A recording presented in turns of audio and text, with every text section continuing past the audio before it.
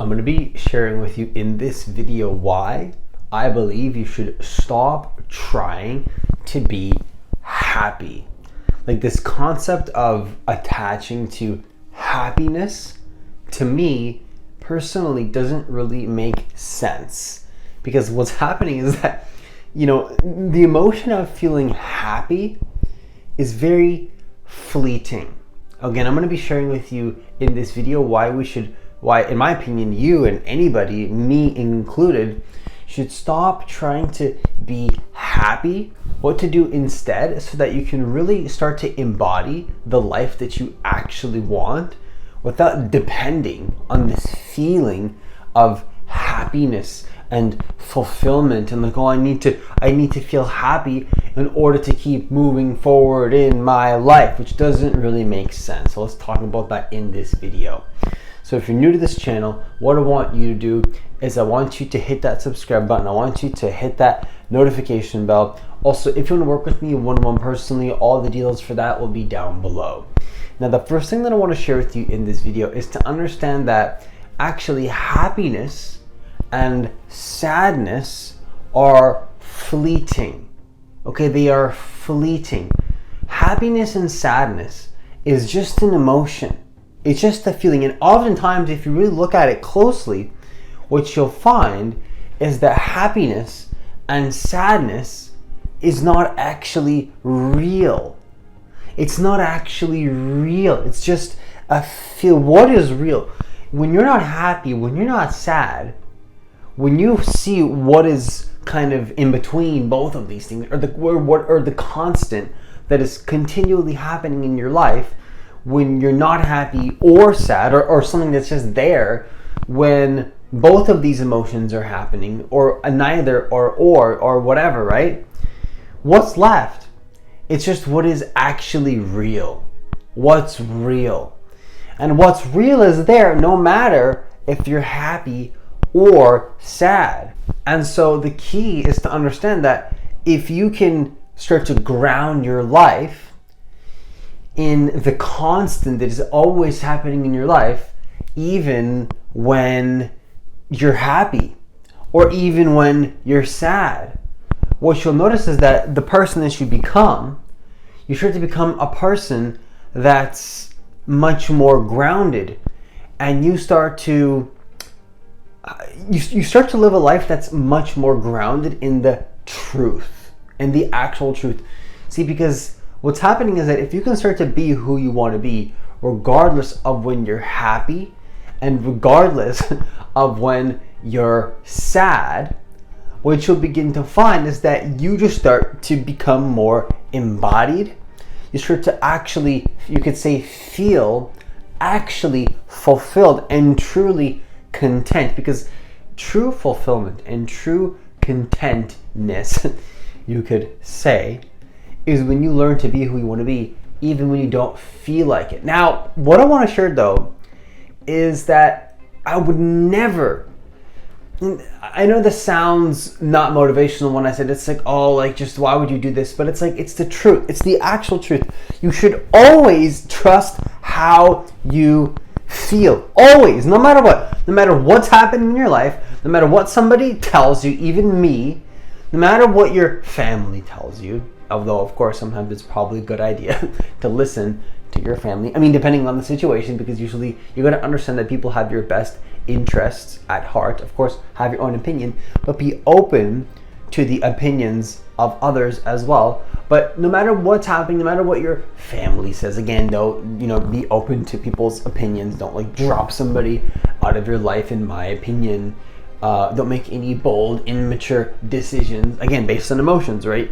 You want to include everything. You want to include people's opinions. You want to include your opinion, but no matter what's happening around you, no matter what you hear me say, no matter what you hear somebody on YouTube say, no matter what you read in a book, your discernment and your true feeling should always be number one, in my personal opinion. No matter what's happening, your true feeling.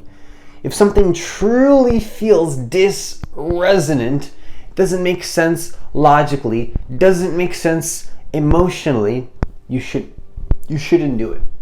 And that might sound contradictory to this concept that I'm sharing with you in this video in regards to actually not depending your decisions on emotions and temporary emotions of happiness and sadness.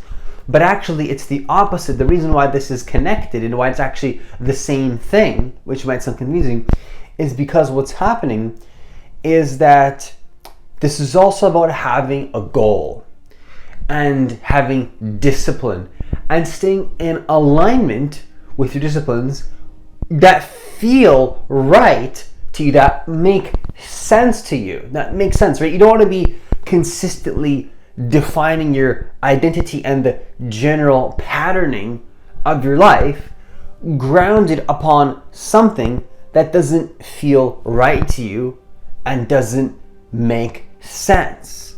But with that being said though, once you decide on something that makes sense to you, something that feels right to you, at that point, once you kind of get that momentum, like once you use your mind to get that general momentum flowing in your life, right?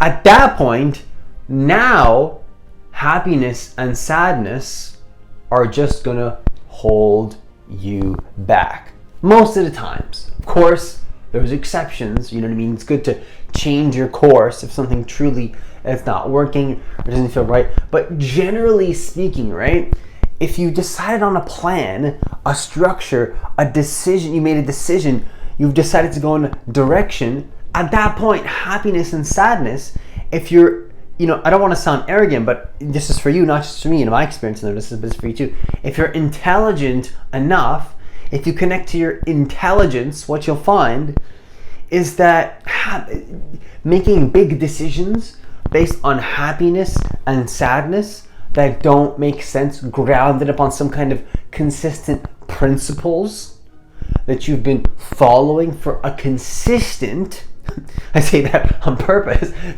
for a consistent period of time. I don't like to use this word, but you could say it's foolish. I don't know how else to say it. I don't want to say that word, but you can notice in yourself that that's kind of how it works, right? So what I'm trying to share here is that happiness and sadness are fleeting. Don't ground big life decisions and don't try to revolve your life, in my personal opinion, around being really, really happy or avoiding being really, really sad. Really, really sad. And what's funny is that human beings are in a way designed to move towards more pleasure and to avoid pain. That's kind of how we're designed. But what I've noticed is that what I mean when I say pleasure is not this amazing, beautiful feeling of I'm so happy. See that type of like if you're gonna ground your life upon feeling ecstatically happy, what will happen is that you're probably gonna make some really bad choices, bad decisions. That's just what I've noticed. Now, the second thing that I want to share with you in this video is to understand that big decisions, okay, in my personal experience, big decisions shouldn't be dependent on temporary emotions, okay? Big decisions should not be grounded and dependent on temporary emotions, okay? They just shouldn't be, because what's happening is that like suffering, happiness, sadness, emotionality, feelings, these things are gonna happen. Okay, sometimes I don't feel perfectly the best. I don't feel perfectly aligned. Sometimes I feel sad. Sometimes I feel happy. And I feel all of it. I feel all my emotions. I would never encourage you, or I never resist any emotion. I feel all of it. But I'm not going to ground big decisions based on some temporary emotion and reactive pattern of who even knows where that's coming from. See, what I've noticed is that there's a consistent sort of like groundedness in your life. There's all these things happening in life. There's all these chaotic things, this happening. Sometimes you're emotional. Sometimes things don't happen how you want. But throughout all of this, what's happening is that there's a consistent, your life is grounded in something real. Something actually real. That's not just dependent on how you necessarily feel. And I don't, the reason I hesitate when I say that is because, again, I'm a firm believer that you should always trust, you could say, your intuition. And I hesitate even to say that too, because I hesitate to say both, because it's like, I feel like anything that I say, people can attach to either. It's like, if I say like, oh, make sure that you only make decisions based on your discipline, that can be misinterpreted. I could see how that could be so misinterpreted. If I say, always trust how you feel no matter what, I can see how that can be misinterpreted. See, the key is to not attach to both of those things. When you hear somebody say, be disciplined, doesn't matter how you feel. That's true. It's true. You shouldn't, you shouldn't ground your life upon emotions. You should be disciplined. And when I say, always trust how you feel, no matter what anybody says, or how you truly feel is always going to be the most important thing. That's also true. So which one is it? I don't know. I don't know how to communicate to you, but the truth is that both of these things are actually true. So is it possible that both of these things can be true simultaneously? And sometimes life doesn't work in specific, sometimes life doesn't work in a way where like I can just explain in a very simple way how it works for everybody at every single moment, considering 50 million different factors, right? That's how it is. Now, that's what I want you to consider here. That's why I hesitate sometimes, because I think that both of these things can be true, but sometimes we can attach to one of these things and say, oh, this is the way, or this is the way, or this is the way. No, it's like sometimes it's going to be different depending on the moment.